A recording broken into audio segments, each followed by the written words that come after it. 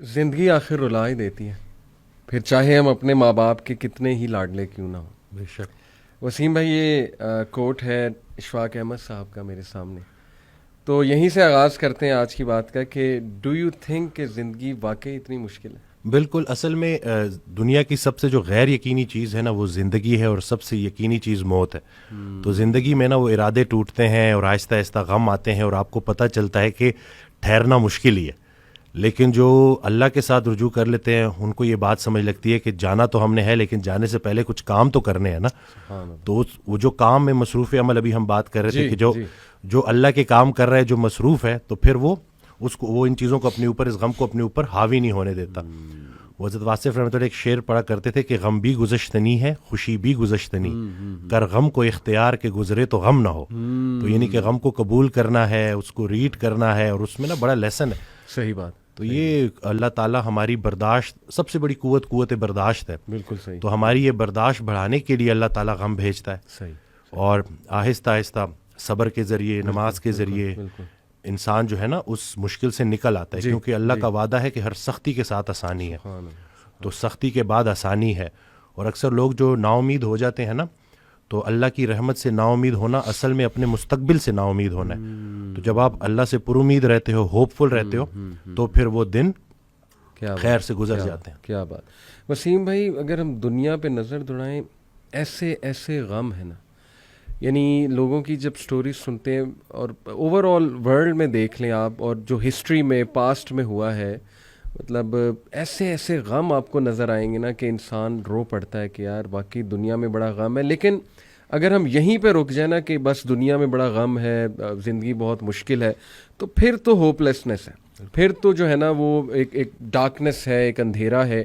That's why آئی سے to people کہ دیکھو جو ایتھیزم ہے وہ یہیں پہ رک جاتا ہے۔ بالکل، وہ کہتے ہیں کہ بس we are all here and we are doomed, اور بس ٹھیک ہے، سفرنگ بھی ہے، کیوس بھی ہے، ڈارکنیس بھی ہے، اب کیا کر سکتے ہیں۔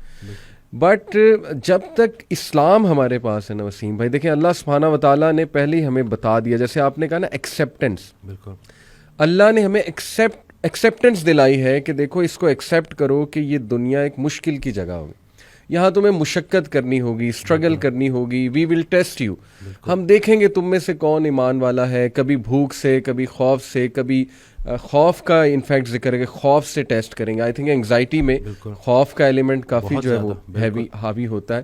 پھر لاس آف لائف سے تمہیں ٹیسٹ کریں گے، لاس آف فروٹ سے تمہیں ٹیسٹ کریں گے، لیکن وبشر الصابرین۔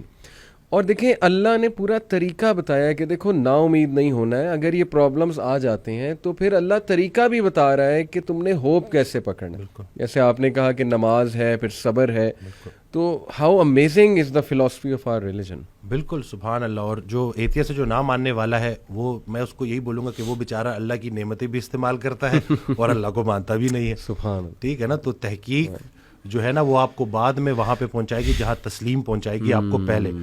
تو جو سرنڈر کرنا ہے نا، یہی سب کچھ ہم نے کرنا ہے۔ ایک آڈیو میں وہ بیان کر رہے تھے حضرت، تو انہوں نے کہا کہ پورا سرنڈر کرنا ہے۔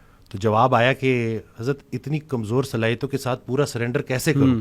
تو انہوں نے کہا کہ تم پورا سرنڈر کرو، تمہاری صلاحیتیں بھی پوری ہو جائیں گی۔ سبحان اللہ۔ تو یہ ہے کہ جب آپ پورا سرنڈر کرتے ہو نا، یہ جو اپنی کارسازی نکالو گے تو کارساز کی کارسازی سمجھ آئے گی نا۔ تو یہ جو اللہ ہے نا، یہ ہمارے ارادوں کو توڑتا ہے، اور نہیں آتی کوئی پریشانی اس وقت تک جب تک وہ بڑی پریشانی کو ٹالنے نہ آئی ہو۔ وہ ایک واقعہ سناتے تھے کہ ایک بندہ ایک اللہ والے کے پاس جاتا ہے اور کہتا ہے کہ میرا مکان نہیں بک رہا، تو دعا کریں۔ تو انہوں نے کہا کہ نہیں، تمہارا مکان نہیں بکے گا، جاؤ۔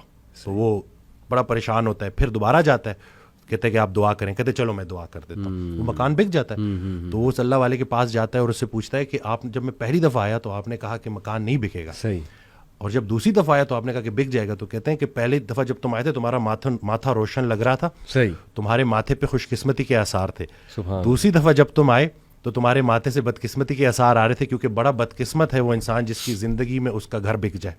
تو جو چیز تم اپنے لیے پسند کر رہے ہو، جس چیز پہ تم جشن منا رہے ہو، وہ اصل میں تمہارے استغفر اللہ کا مقام ہے جس کو تم الحمدللہ کہہ رہے ہو. صحیح. انسان جو ہے نا وہ جلد باز ہے, جلد باز ہے. وہ کہتا ہے کہ بس میرے اللہ کو اپنے مطابق چلانا چاہتا ہے. صحیح بات, صحیح بات. اور اللہ نے ہمارے لیے کتنی خیر رکھی ہوئی ہے, کتنی آسانی رکھی ہوئی ہے, ہمیں خوش کرنے کے لیے اللہ کے پاس اتنا کچھ ہے, لیکن ہم جلد بازی میں اور نا امیدی میں اس سے محروم ہو جاتے ہیں.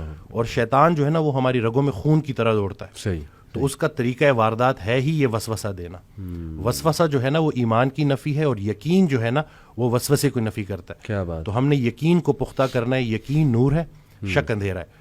تو اسی طرح سے یہ وسوسے کے اوپر سوال کیا گیا تو حضرت کہتے ہیں کہ میرا اللہ پہ یقین بے گماں ہے جو علم بن گیا. تم بھی وہ یقین پیدا کر لو, تمہیں بھی علم مل جائے گا. زبردست. تو یہ جو شک ہے نا وسوسہ, یہ آج کل بڑا کامن ہے. ویری